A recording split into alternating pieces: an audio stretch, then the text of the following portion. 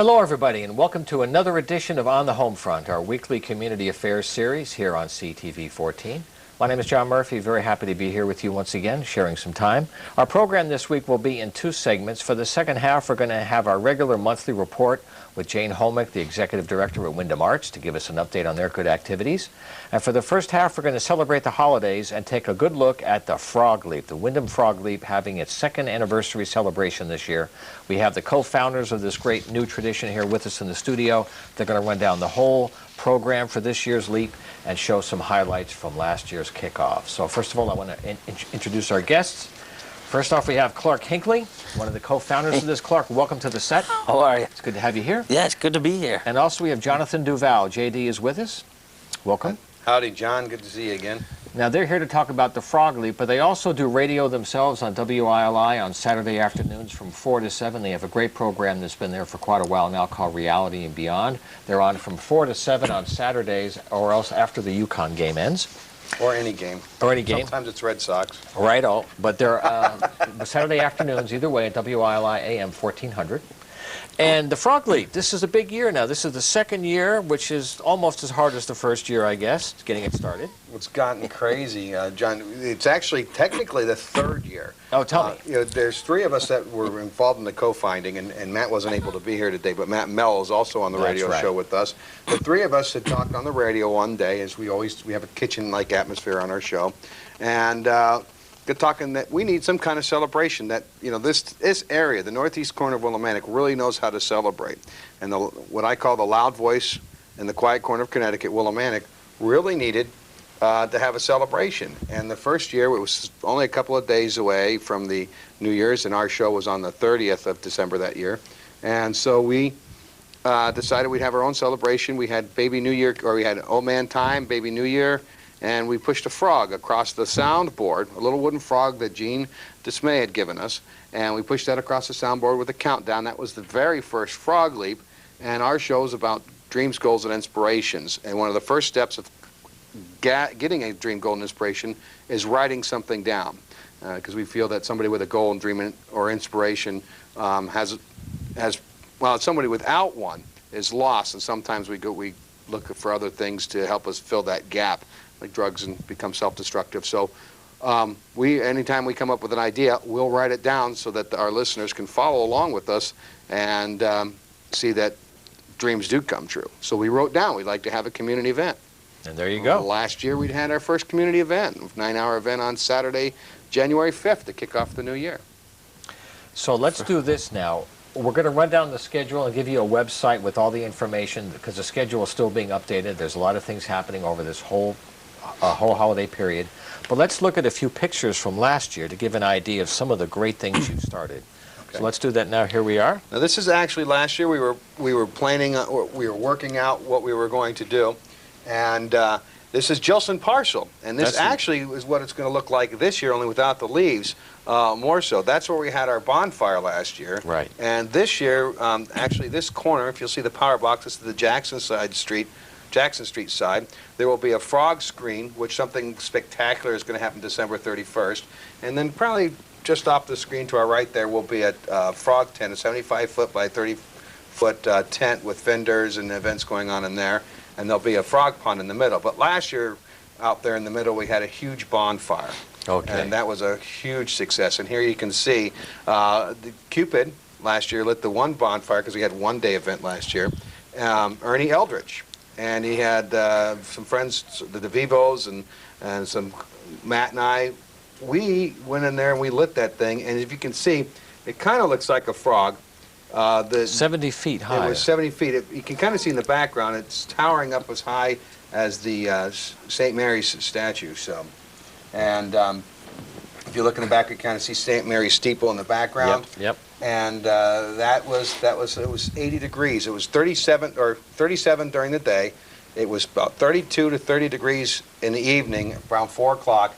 But on Gilson, it was about 80 degrees from this fire. And we're going to have a fire, perhaps not 70 feet high, but this year every night from December 31st to January 6th, we'll have a bonfire jamboree. And each night we have an activity going on, and Clark and I will be starting off the first activities and singing some songs around the fire. Huh? All right. Sure. Let's go to our next slide now. Here we go, face painting.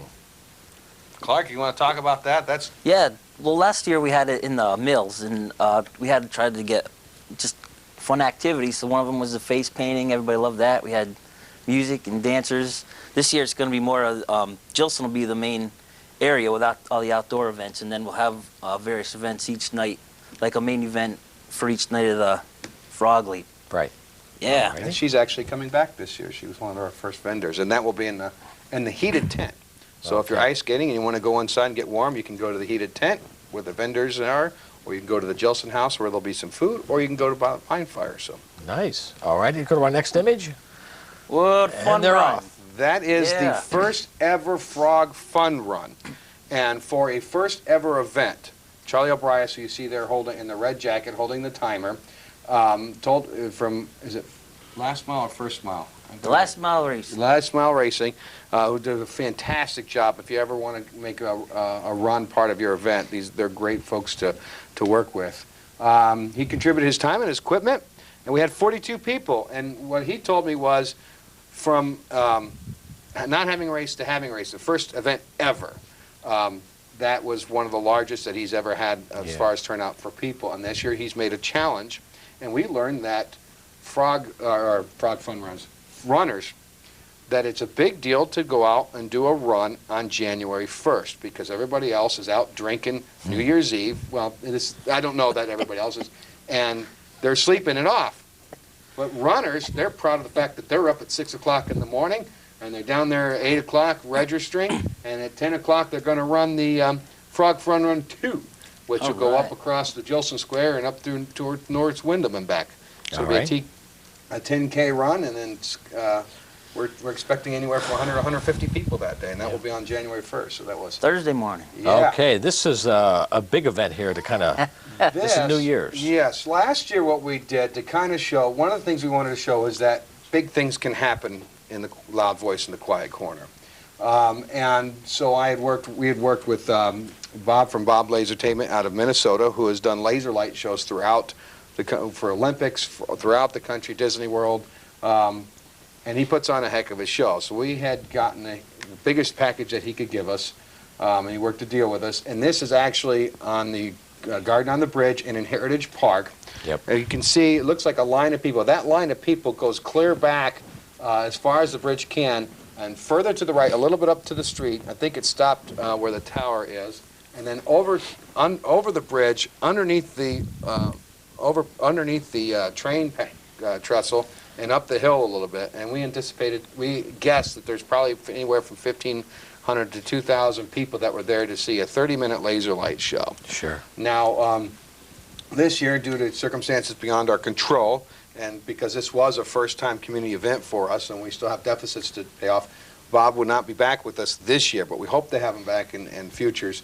And Clark has come up with a great idea on New Year's Eve to make up for that, and that is our frog screen.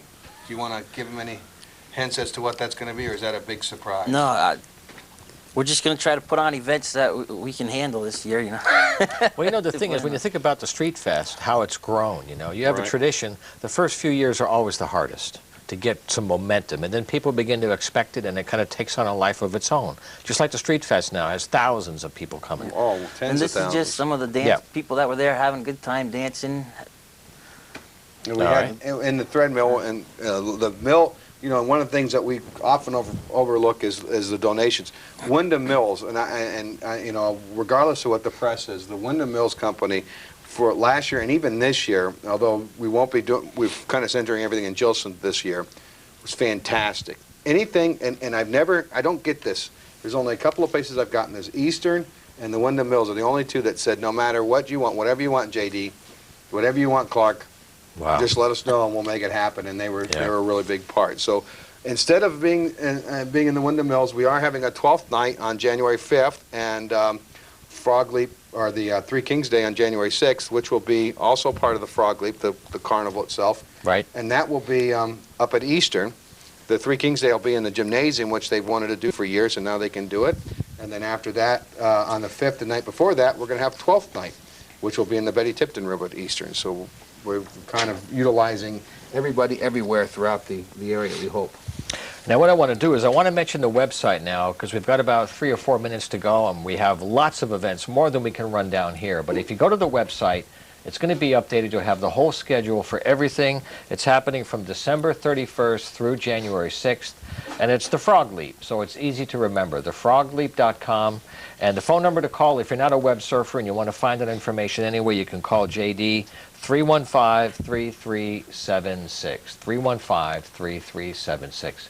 But with our last few minutes, you want to give a few of the big highlights, things We'd like to highlight just that we have buttons, Yep. and that's part of the whole thing. That gets you into some of the events. That's how gives it's- you some discounts. Well, that's like one a of the first night button. spots. People can It's help. a donation, and it's very family friendly. One button gets an adult and children up to 3 into events. The Jilson events will get them on there, and then get them discounts at other events. Right. Just some of the big things would be like try to count down on New Year's, have a little thing on the Jilson Square. We've got the fun run, we said, and karaoke at the Theater Guild. That'll be fun on Friday night. And then we're gonna have a dog sled race. Did we talk about that? No, we didn't talk about it. We're gonna have dog sled We're gonna have Willimantic's first annual dog sled race, and we're working this year with the Connecticut Siberian Husky Club. And next year, we're hoping to make that an internationally sanctioned event. We have enough time now, and we'll have a little bit of experience. And again, the museums are working with us. Railroad Museum on that one, the Whitewater Yeah. Partnership, the Textile Museum has helped with us, and the Jilson Museum is helping. So that's and the Chamber of Commerce is actually organizing the dog sled run for us. We've So got that's the big. Willimantic Amphibian Jazz Ensembles at the First Congregational Church Yep. helping us out. The Hop River Chamber Players, yeah. Yes. And the 12th Night Bash, like we said, She Planets is going to be there. Can you see this? She Eats Planets. There you go, Matt Mello's band. Yeah. Hey, That's right. we're going to have a bash. You remember the 12th night, it used to be a thing where they dressed backwards and crazy, and like there was a special prize in the bread, and whoever got it was the king for the night and all this. So we're going to try and have some real fun with that. Getting medieval, are you? Well, Yes. it's a multicultural event. We're going to try and incorporate some old things, some cultural events. I know you're and tied into different Three things. Kings Day. That's the a Three major Kings Day, celebration. At Eastern, right? Yeah, that's going to be a huge event, and they want everybody to come, anybody to come, and children of age, any child of age that comes gets a present, gets to meet the Kings will bring them a present. And probably the one thing that we need to cover, and I know we're probably running close on time, is Willimantic is going to be home to the world's record for the largest leapfrog game ever on Saturday, January, was it the 3rd? It's the 3rd. At 3 o'clock on Jilson, you got to. You're going to go for the Guinness record. The Guinness record right now is 1,127 people. We understand that during 2008, that was broken. So the number we're looking for is 3,000 people, and that's just going to be a great fun for everybody. And Guinness Book of World Records is involved, so that will be a record for the books. Well, I want to thank you guys for all the work you do behind the scenes for many months to give this nice celebration to our community. I want to mention, too, if you go to the website, you can find out the locations all around town. If you buy a button, you help to underwrite the cost for the whole celebration. It gives you discounts at area stores and all the events. If you get the one button, that's your key for the whole night for you and your family to help make the Frog Leap solvent so it can continue in the future as well. So I wish you good weather and a great turnout and a great time, and we'll have you back again for the next leap. All right. Great. Thank you. Wish you the Thanks best. a lot, John. Thank you guys very much. All righty, well, this is a good way to wrap up this segment. We'll take a short break and come back for the second half of this week's program looking at Wyndham Arts. We'll be right back.